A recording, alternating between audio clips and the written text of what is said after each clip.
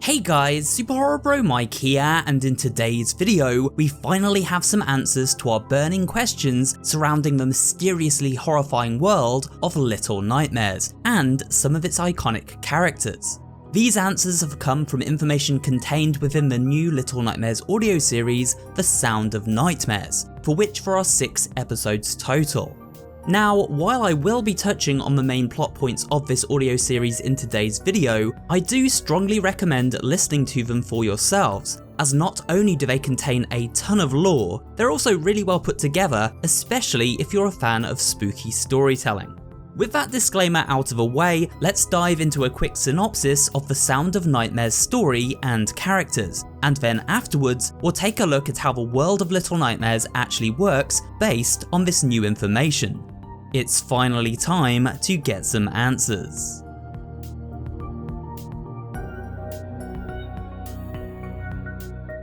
The Sounds of Nightmares is set within a region known as the Counties.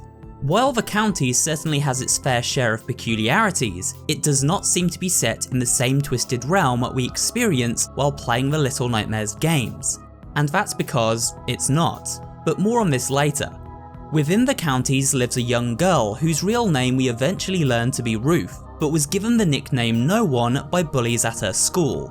Therefore, while in the counsellor's presence, Ruth refers to herself as Noon, a nicer variant of that cruel moniker.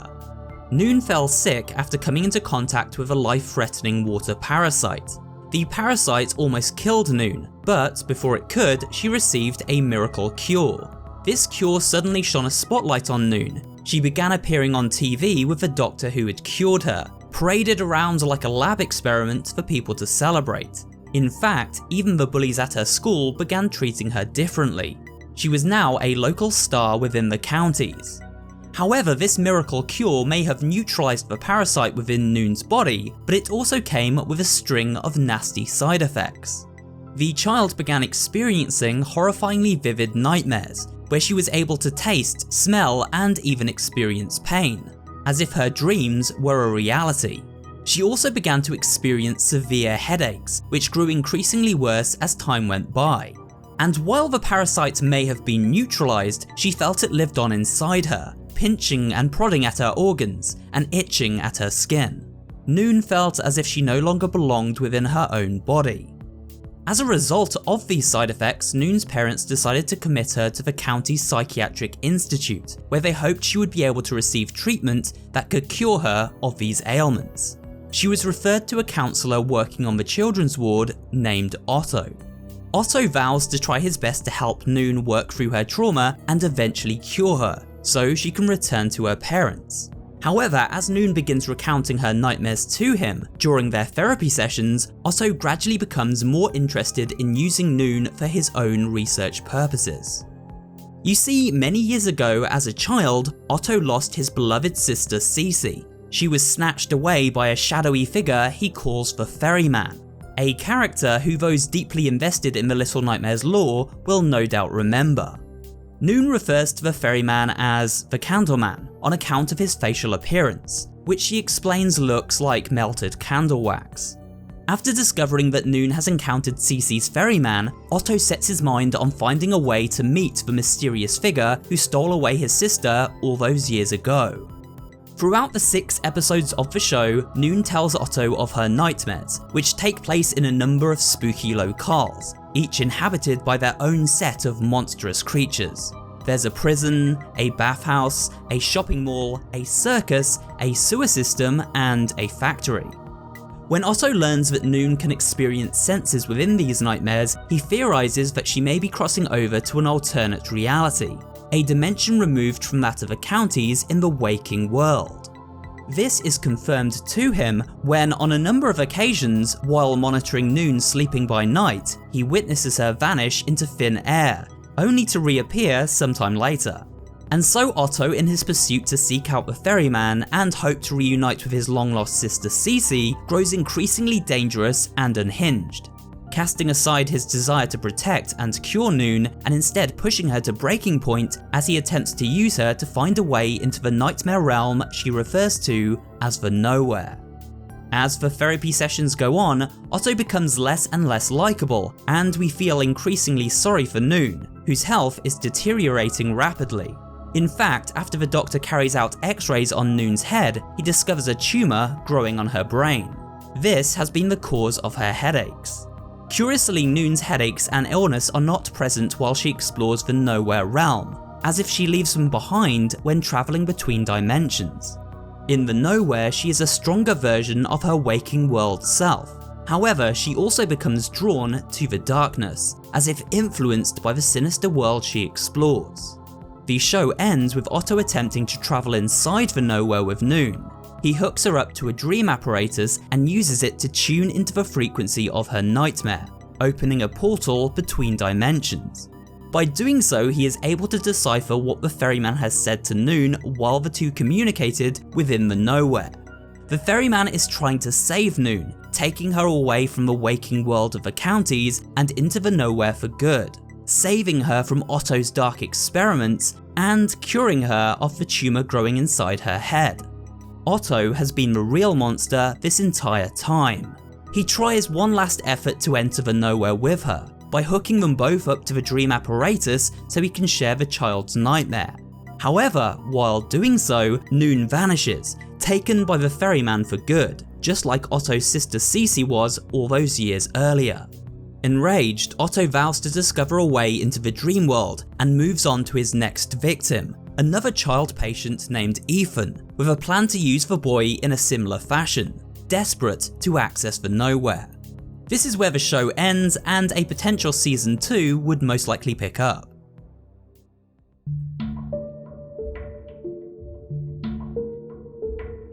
With the story now explained in broad strokes, let's take a look at how, based on the information at hand, the world of Little Nightmares actually works. We now know there are two separate realities: the waking world, or counties in which the story of Little Nightmares takes place, and a nightmare realm called the Nowhere. The latter is the setting of the previous Little Nightmares games, as well as the location of the dreams Noon recounts to her counsellor Otto. This is why in each of the Little Nightmares games, we witness the child protagonist wake up at the beginning of their adventure. They have just made the transition from the waking world into the Nowhere. Before waking in the Nowhere, each child crosses through an in-between dimension. Noon refers to this as the halfway place, a portal made up of thick grey mist. This can be seen at the beginning of both Little Nightmares 1 and 2, and represents Six and Mono's crossings respectively. Once the child exits the halfway place through the door before them, they cross the ethereal threshold between dimensions. It seems only children who have experienced extreme trauma while in the waking world become susceptible to the call of the Nowhere, falling in tune with its transmission, and eventually, after encountering the ferryman, are taken away from the dangers of the waking world and trapped inside the Nowhere realm for good.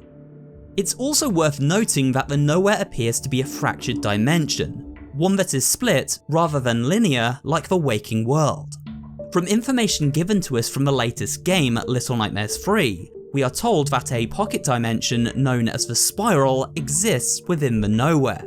The Spiral seems to be a vast collection of smaller worlds within the Nowhere realm, and the child protagonists, Lo and Alone, have the ability to use mirrors within the Nowhere to travel through the different dimensions of the Spiral, moving from place to place. Noon refers to the Spiral as a sea of eyes, floating above an endless mist, each one a doorway to a different land. This suggests the Nowhere is more of a construct rather than a singular place, and its fluid nature within the Spiral could explain why things that remain there for too long often end up decidedly twisted and misshapen. However, while the Nowhere is a dangerous place too, full of monsters who seem drawn to torment the children who end up there, the children of the Nowhere are less than defenseless. If they survive long enough in this realm, they are drawn to its darkness and able to harness great powers. We saw this with Mono, who was able to manipulate the transmissions sent out by the signal tower to bend time to his will and travel through the very TV signals themselves, eventually becoming a monster of his own, the Thin Man. Six was also drawn to darkness, eventually able to draw the power from the Lady of the Moor and use these powers to suck the life force from the very creatures who once preyed upon her. So in this realm, the child victims are provided a way to defend themselves against their predators, eventually becoming some of the most powerful inhabitants of the Nightmare realm. This seems to be the intention of the ferryman, who acts as a protector, though perhaps a fairly misguided one. We have seen the ferryman protect children before in the Little Nightmares comic series that released alongside the original game, most notably during the North Wind chapter of this miniseries. Though we must keep in mind that these comics were stated not to be considered canon by the creators.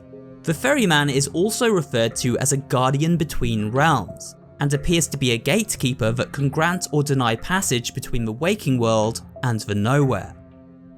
There is one more element to the nowhere we have yet to discuss, the monsters themselves. This is slightly less clear, but if we apply the theory that children who experience great trauma at the hands of adult tormentors in the waking world become in tune with the nowhere realm and eventually end up transcending over to it, then the same logic can be applied to their tormentors. It would seem these monsters are the twisted nowhere versions of the sinful adults from the waking world, paying for their crimes by taking on horrifying new forms in this alternate reality, forever seeking to prey on the children trapped there with them. In fact, the ferryman addresses Otto during the closing moments of the 6th podcast episode, telling him he is too long in the tooth to travel over as his sister Cece did, but if he pays a high enough toll of torment, he may cross over as an adult, basically warning Otto that if he continues to harm the children in his care, then he may eventually be welcomed into the nowhere as one of its monstrous denizens. Perhaps Otto did continue on his crusade of terror, and eventually became the ferocious doctor we encountered during the events of Little Nightmares 2.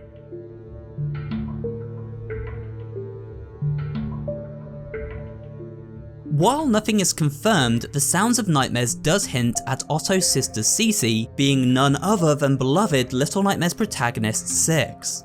While Otto recalls his memories of his sister Cece in episode 5, we even hear 6 in the background humming the music box theme. This kicks in while Otto examines something within his closet, perhaps a memento of his lost sister. However, while I suspect the story is telling us there is a connection between Otto and 6, for now this is just speculation on my part.